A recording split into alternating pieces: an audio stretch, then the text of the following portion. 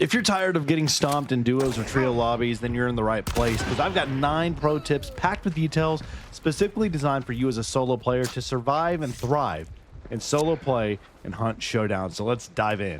And at number 1, we're talking about becoming the apex predator. So whether you're in bounty clash or bounty hunt mode, you're likely going to be finding yourself against odds going against solos at times, but also duos and trios. So always remember that your loadout will need to dictate what types of engagements you partake in. So if you are going to run anything with long ammo or a sniper type weapon, maybe even a bow and arrow, you need to make sure you're utilizing the open lines of sight outside of compounds, which is ideal for these types of weapons. Now, if you want to go for more of the close quarters combat feel with shotguns and, you know, a little bit more small ammo, maybe some medium ammo guns, think about going to your compounds and boss layers where these loadouts thrive, and you can really dictate the fight even as a solo player against these duos or trios. So if you, this is my main thing I do, I run in there with my shotgun loadouts. I play like a rat running all around these different areas throughout the compound. It's like a maze,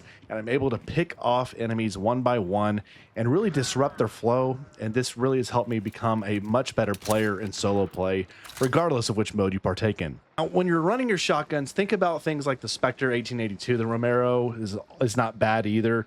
Run these with the Nagant pistol, maybe the Caldwell Pax. I like the Caldwell Pax Claw specifically. It gives me a little bit more flexibility with mid-range, so if I am outside of the compound, I can always flip over to that secondary and, you know, get a couple good pop shots off. But within the compound, it still packs a punch as well, and still being a fairly quick gun to use. But it's not only about the weapons within your loadouts. Your tools, your consumables are very pivotal and important, and do not sleep on them. Your knuckle knives, your dusters, throwing axes I like to use quite a bit, as well as your different trip wires, your concertina wires, your poison wires, all very, very good to lock down entry points around compounds.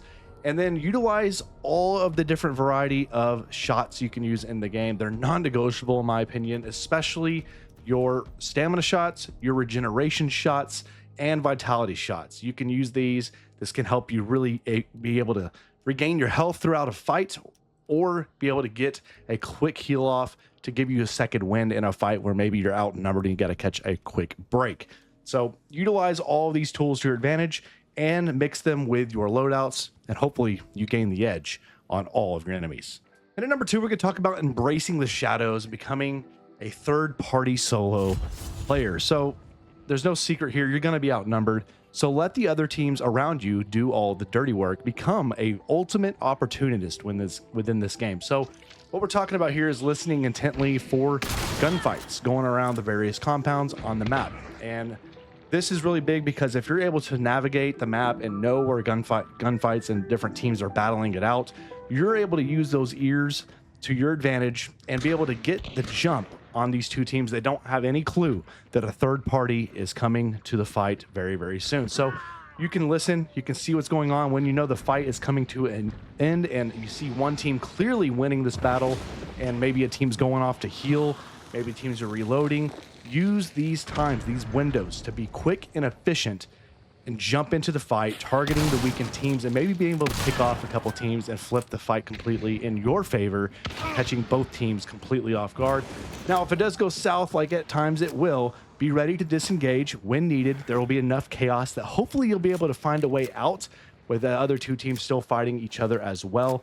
So use this to your advantage. Be patient. This is the key, and this is probably the biggest key in your survivability as a solo player. And at number 3, let's talk about not having gear fear. So you got to break the bank. You got to be fearless when it comes to your loadouts. Don't jump into a match and Hunt Showdown and be afraid to lose any of what you've brought in. You need to make sure you're utilizing a full inventory of goodies if you want to. If you're not running a budget loadout, jump in there with all the tripwires you need. You utilize sound decoys are really, really big because you can bait shots and reveal maybe enemies. You can flush them out into different areas. Choke bombs are really effective, being able to shut down choke points and extinguish flames that are trying to cut you off from a different way out. And also, like we already talked about, your healing stems in your stamina shots and the like, even poison shots, allow you to have more aggressive play and quick escapes when needed. So To couple with this, I always like to run in there with a frag bomb, maybe some Molotov cocktails. It's also a good idea to go in there with maybe like a flash grenade as well. These can really help you clear rooms as a solo player and even deny entry points. So utilize all of your tools, all of your equipment and consumables strategically, but don't be afraid to use them. I mean, if you don't use them and you die, then you've wasted money to begin with. So if you buy these and you put these in your loadouts, jump into the match. They work just as well as any other weapons, and they can maybe flush enemies out into a choke where you're able to get the advantage with your guns. So utilize all of these tools and consumables to your advantage. No gear fear. At the worst, so be it. Buy another loadout, move on to the next hunt. Number 4, let's talk about the deadly dance of repositioning and never peeking twice. So this is something I've learned the hard way. Static solos are sitting ducks, plain and simple. After you take a shot or you get shot at, you need to move. Plain and simple. Get out of there. Don't stand like a scarecrow. Your opponent has already lined up that next shot, knowing where your location is. So you need to choose a new angle of attack, find a new window, a new piece of cover to peek through. Keep this kind of mindset unpredictable, and it'll make you a lot harder to target and a lot tougher target to hit throughout the game. And also, don't just think out here horizontally, think verticality as well. Utilize the stairs, the floors, the different ladders to get higher vantage points and get a great jump on your enemies. So never give them a free shot, and especially never give them a free follow-up shot, because that may be a quick way to send yourself back to the lobby screen. Number 5, we're talking about sound being your sixth sense. And this is something I think is one of the biggest strengths of Hunt Showdown is the sound design within this game. So it's crucial, but especially for you as a solo player, it is your absolute lifeline.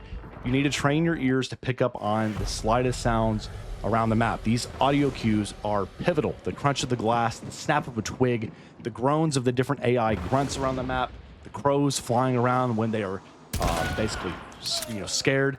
All of these can give you precious seconds of warning to let you know where the fight is coming from and where enemies are at. So you need to recognize the distant sounds of various types of weapons, consumables being used, people when they're in dark sight. And remember that even your own sounds, while they're important to know what they sound like, your sounds can betray you. So you need to make sure you move with purpose, but cautiously, especially when you're approaching a dangerous situation. Crouch walking, y'all, is still your best friend. Running and gunning quickly will lead you to a death if you're not very careful. So the ability to utilize and recognize audio cues, this is going to give you a massive advantage, especially as a solo player.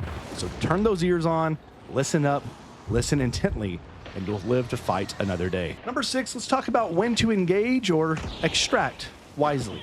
So not every fight in Hunt Showdown is worth taking on. Despite what your instincts may say, you sometimes need to remember you are a lone wolf in solo play. So you need to evaluate every potential engagement. Are you outnumbered? Are you going up against a solo team? Is it duos? Is it trios? Is it a mixed number? Where are we at? You need to figure that out. And you need to figure out also, am I caught out in the open? Do I have good cover? Do I have a good escape route? Can I pivot to a different location? Do they have the advantage over me or not?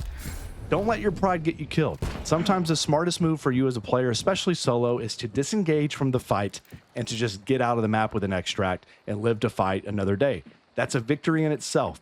Extracting when the odds are against you is pivotal to your survival and to leveling up your hunters to get those upgrade points, those hunt dollars, and to get better perks and traits moving into the next match, which may give you a bigger advantage. So there's no foul, there's no harm whatsoever in getting out with what you have.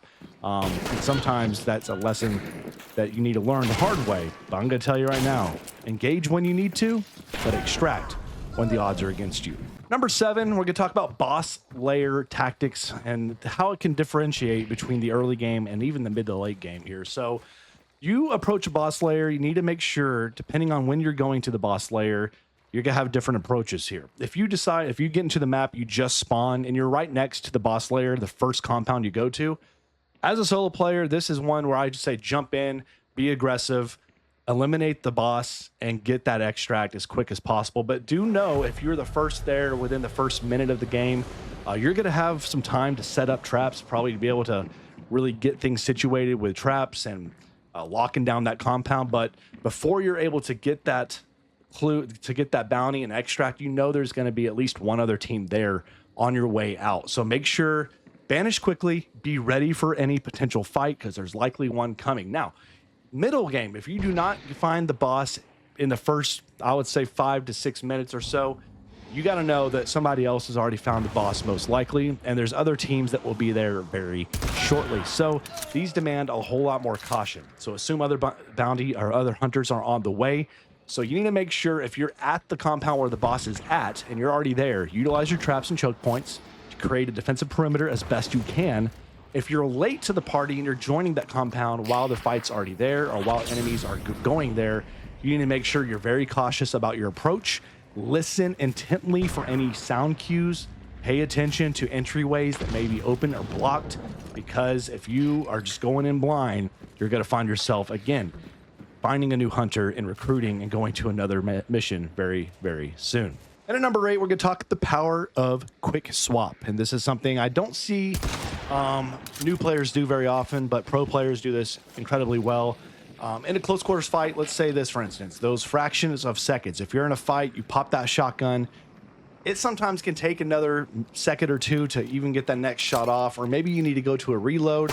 And that second from a reload to the, getting that next shot ready on your shotgun is all the difference it needs for an enemy to get a jump on you. So get that first shot in with your primary weapon and then quick swap to your secondary weapon, whether that be a pistol, whatever it may be, because that quick secondary flip will be able to give you the follow-up shot you need to get the final blow. And this often secures a kill faster than the reload animation itself from the primary. So do practice this. You need to practice this.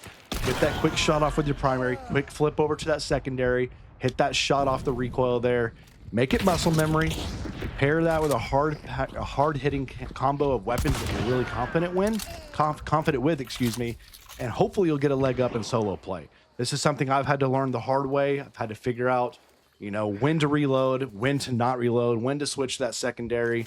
A lot of times this has led to my demise, but I'm getting better and better slowly with it.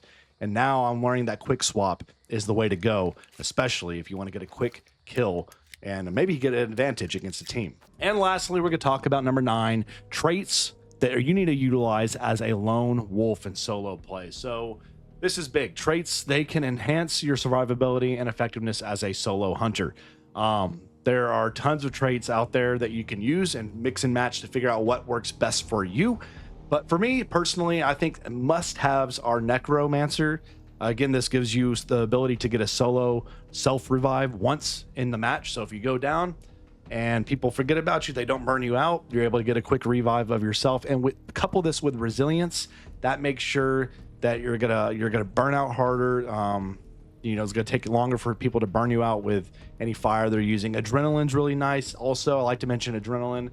This can aid you in stamina regeneration to be able to get better repositioning when you're on the run. Ghoul isn't a bad trait to pick as well. This provides sustain during matches where you're able to basically get kills and boost up your health with grunt kills and hopefully give you longer engagements. And Vulture's not a bad thing as well. You can loot from a distance with Vulture. There's lots of other ones that I'm not mentioning here, but do take time to look over the perks, especially when you're looking at solo play. Figure out what works best for your play style. If you're a sniper that wants to go with more of a bolt action type weapon, you look at your steady aim type perks. If you're a run and gun shotgun, look at the shotgun types of perks out there. And if you're like a silent assassin type player, there's lots of perks out there for you as well. So mix and match your perks to your advantage, because those traits that you use for your hunter are really, outside of the gunplay, the big thing that's going to shape the way the match plays out. Utilize them. Don't skip on them. So there you have it. If you're a solo player like myself, these are 9 pro tips that will help you hopefully survive a lot more than you already are in the bayou of Hunt Showdown. So remember, this is a very unique and rewarding game. Master these strategies, embrace the challenge and the chaos and the failures that this game does bring. And if you stick with it, you'll be eventually a force to be reckoned with, and you'll climb up that MMR to a higher star rating. But let me know down below what your thoughts are. Let me know your go-to strategies as a solo player in the comments, and share them all down below. Keep it tuned here for more Hunt Showdown tips and tricks and more down in the next video. But stay safe. God bless to each of you. Have a magnificent day, and we'll see you out there in the bayou.